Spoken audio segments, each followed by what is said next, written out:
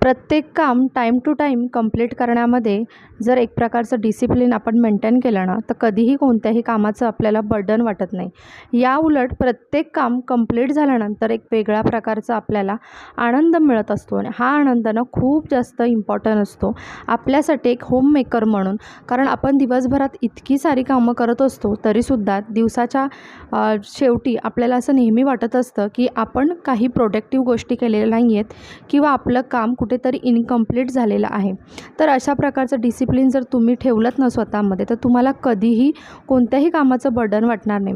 रोज आपण ठरवतो की हे काम आज करू, उद्या करू, असं करत करत दिवस निघत जातात आणि ते काम इनकम्प्लीट राहत राहतं आणि आपल्यालासुद्धा थोडासा गिल्ट येत राहतो. त्यामुळे छोट्या छोट्या कामांना कधीही छोटं समजू नका.